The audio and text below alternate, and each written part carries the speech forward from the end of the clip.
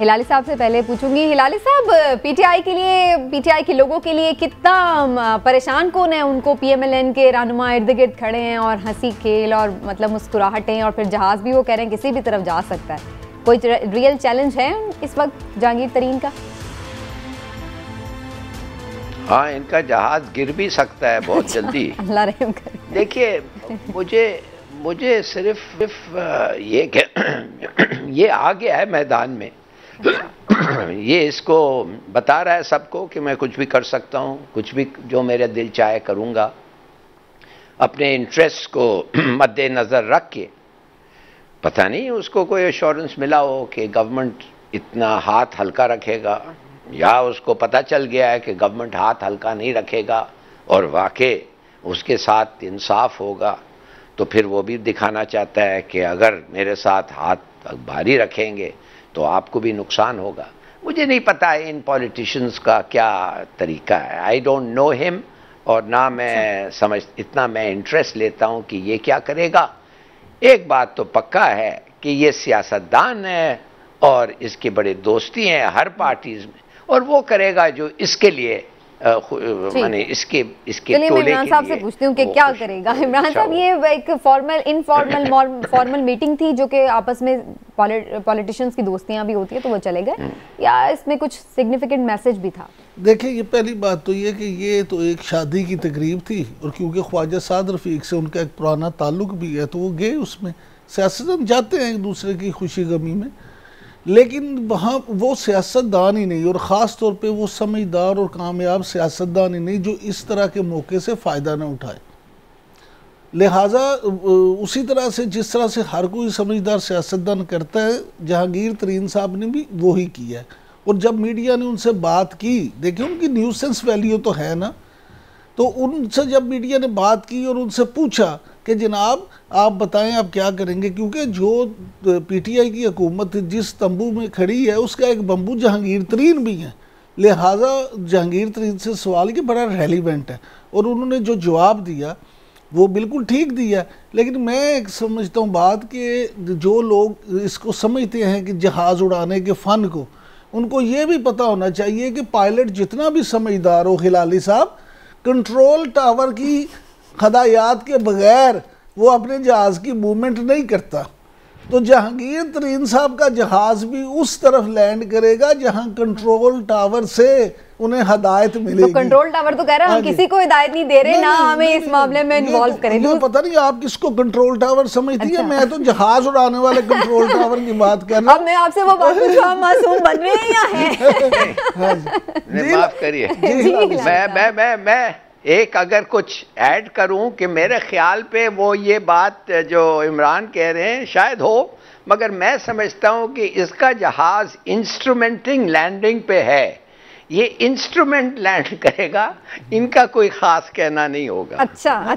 लाली साहब, मैं आपको याद दिलाना चाहता हूँ, हमने एक दफ़ा प्रोग्राम में भी जिक्र किया था, मेरी तरीन साहब से जब मुलाकात हुई थी तो मैंने उनसे ये सवाल पूछा था, खास तौर पे मुस्लिम लीग नून और पीपल्स पार्टी के हवाले से। तो मुझे उन्होंने उस वक्त ये कहा था कि देखिए राब्ते मेरे दोनों तरफ हैं, और जहां हमें ज़्यादा अच्छा लगेगा मैंने अभी पीटीआई नहीं छोड़ी, लेकिन जब छोड़ूंगा तो देखिए सियासतदान ने तो यही फैसला करना होता है कि उन्हें जहां ज़्यादा फिजिबल, क्योंकि वो कहते हैं मैं अकेला फैसला नहीं करूंगा, जो लोग मेरे साथ खड़े रहे हैं, जो पार्टी उनकी मुशावरत, और ख़ास तौर पर यह कि अगर वो मुस्लिम लीग नून में जाते हैं तो उस सूरत में जाएंगे कि मुस्लिम लीग नून उनसे ये वादा करे कि उनके साथियों को भी वो टिकट देंगे। ठीक है, ये नहीं हो सकता कि वो जाएं और उनको टिकट भी ना मिले और वो ना पूरी टीम की डील के साथ जाएंगे। अच्छा जी, डील की बात हो ही गई है, तो उस दूसरा जो चैलेंज है पीटीआई के लिए, वो जाहिर है कि कोई पीएमएलएन के साथ कोई डील तो नहीं हो रही, कुछ मामला तय नहीं हो जाएंगे, तो उस पर खुद इमरान खान साहब भी कह चुके हैं कि जी हम ऐसी खबरें सुन रहे हैं, ऐसी बातें गर्दिश में हैं। उस दिन ISPR साहब, DG ISPR साहब की आपने बात सुनी, उन्होंने क्लियरली तरदीद कर दी। जाहिर है कि वो इस पे कह भी नहीं सकते कि भाई वो हो रही है कोई बात इस तरह, लेकिन हम ये सस्पेक्ट भी नहीं करते कि वो कोई गलत बयानी करेंगे। लेकिन इमरान साहब, आपका क्या पॉइंट ऑफ व्यू है? कहीं ना कहीं बैकडोर कोई बातचीत है? देखिए, DG ISPR ने जो बात कही है, मैं समझता हूँ वो 100% ठीक है। उनके इल्म में यही होगा कि कोई डील नहीं हो रही, लेकिन कहीं बहुत सारी चीज़ें ऐसी होती हैं जो इल्म से बाहर भी हो सकती नहीं, हर किसी के इल्म में नहीं होती। हो सकता है कहीं कुछ ऐसा पकड़ा हो जिसका उन्हें इल्म ना हो, लेकिन बतौर डीजी ISPR मैं ये समझता हूँ कि उन्होंने जो बात की है पूरी जिम्मेदारी की होगी और उनके इल्म में यही होगा कि वाकई नहीं हो रही। लेकिन हम क्योंकि कोई खुद तो वहाँ पे यानी शाहिद है नहीं कि हम कहें नहीं जी ज़रूर हो रही है, लेकिन जो हालात हैं जो बता रहे हैं, जो चीज़ें लग रही हैं, उसमें कभी भी कहीं भी कुछ भी हो सकता है। हिलाली साहब, PTI के लिए कुछ आप समझते हैं कि ये रिलीफ की बात है? क्योंकि हर कोई ये समझता है कि पाकिस्तान में जब गवर्नमेंट आप कर रहे हैं तो जाहिर है आपके मुख्तलिफ इदारों से अच्छे ताल्लुकात होना और उनका सबका एक पेज पर होना आपके लिए जाहिर है कि वो एक सपोर्टिव चीज़ है। तो PTI के लिए ये अब अच्छा जेस्चर मिला है उन्हें उनकी तरफ से कि वो थोड़ा सा इजी फील करें। जी हाँ, एक लिहाज से तो आप बिल्कुल सही कह रही हैं, उनको इजी फील करना चाहिए। और मैं नहीं समझता हूँ कि इस्टेब्लिशमेंट जो है वो ख़ास दिलचस्पी रखती है कि इनको चले जाना चाहिए, इनका वक्त ख़त्म हो गया है, मुल्क की ख़राब, मुल्क के लिए अच्छा नहीं है कि ये हो। Not at all. मैं समझता हूँ कि वो वाकई चाहते हैं कि ये अपना टर्म कंप्लीट करें और कॉन्स्टिट्यूशनल प्रोसेस के थ्रू आएँ और जाएँ।